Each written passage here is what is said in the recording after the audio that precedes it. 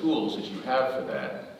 And I think there are tools that you can put in place before the crisis happens, and then there are tools that you have to have during the crisis. It does happen. And before the crisis happens, you need to have a strong regulatory system that makes sure that the system is resilient, that it has enough ability to withstand shocks that may hit it. There, I think we have made a lot of progress. We had reform of financial regulation in 2010 in the United States after the crisis, which strengthened the banking system, for example. But I think there's a lot more to be done there. In particular, in the United States and in some parts of Europe, so-called shadow banks. Those are lending institutions which are not commercial, officially chartered banks, and which do not have the same requirements, regulation as banks, were actually a big source of the crisis, but they have not been as nearly as regulated or overseen as the regular commercial banking system. I think that's still a weakness in the United States, and my sense is from that, even though the shadow banking system is smaller in Europe, that it's also a problem in Europe. So I think in our complex, interconnected global system, where so much credit, over half the credit in the United States is not through banks, it's through other kinds of institutions, that it's really important to have a strong regulatory oversight and one that looks at the whole system, not just individual institutions, but at the whole system. And then the second set of tools, which I've written about with colleagues, is what do you do when your defenses fail and the crisis happens? And I think that we have made progress there as well. We've introduced tools for shutting down a failing financial company with reducing the damage that it does to the rest of the system. But again, I think those tools are untested. I think some of the powers of the Federal Reserve and the Treasury were taken away after the financial crisis. So I think that's still also an area where more work is needed. Why can't the president, for example, announce a financial emergency that would introduce certain temporary authorities, for example, to prevent the crisis from getting out of control? So I think we learned to our regret that stability of the financial system is extremely important for the broad economy, that the electrician in Minneapolis is just as much affected as the broker in Wall Street when the financial crisis collapses. And we've made a lot of progress, but I think there's still a good bit more to be done to make sure we have the tools to prevent and control crises. Professor Diamond, do you want to add something here? So, Phil Dybvig and I, in the early 1980s, were thinking about why the financial system chooses to set itself up in a way, write a set of contracts that leave it subject to these financial crises and bank runs and panics and things like that. So that turned out to be, when we were doing that, we weren't thinking of huge policy implications. We were just thinking about why does the financial system do that? And it turns out that because it has more to do with the contracts that they write in the financial system rather than the type of institution, a commercial bank, say, versus a shadow bank, like Ben just mentioned, sort of the insight of our work is that you basically have to look for excessive amounts of short-term debt and mismatch of the liquidity of assets and liabilities. And that could be anywhere in the financial system. It could be a stable coin, it could be it could be an insurance company. It doesn't have to be a bank. And you asked about toolkits.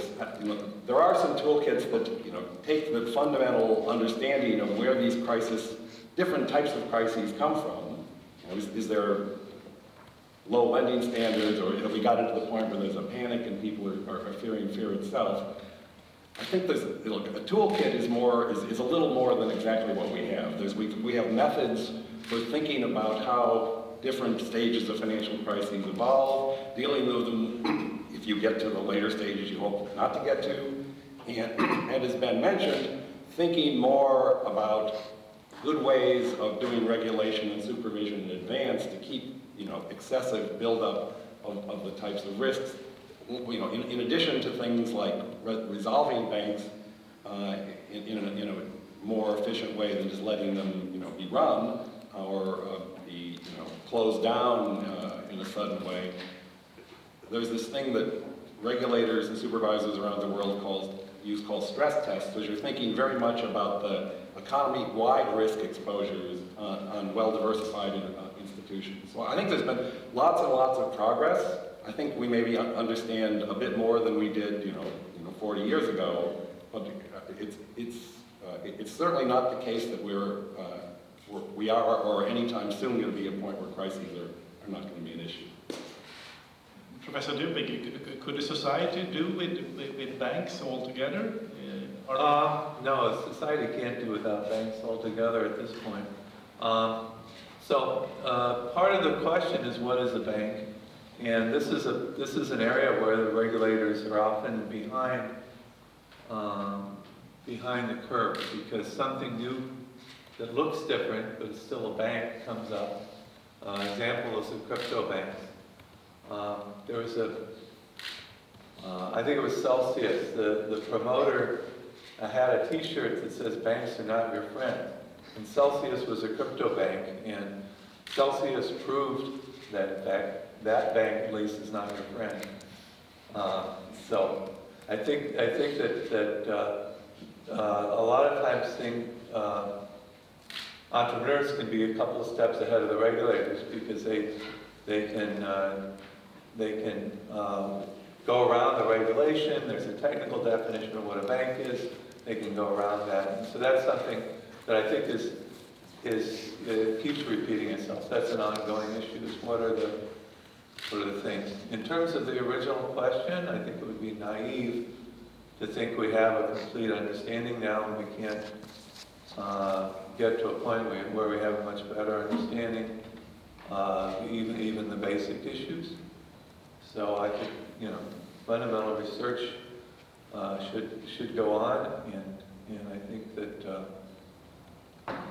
as Doug said, at least in my case, when we were working on our research, I was just curious. I've heard curiosity before, and I think that's being curious about how things work and about how things fit together is the wellspring for a lot of these things. And if you have people who are looking at these institutions and these economic questions, who are curious about how things are working and how they should work, that will lead over time to things that are really useful. I mean, I think I actually did not expect regulators would know about it. I remember the first time I was at a conference in the 80s. I met somebody from the FDIC, and I asked him, I said, what, I see you're at the FDIC, what do you do? And he says, I close down banks. And I said, oh, that's cool.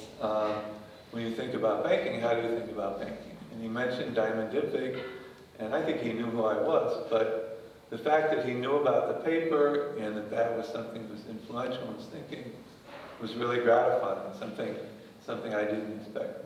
My dad told me I would never do anything practical, so that was a good thing to hear.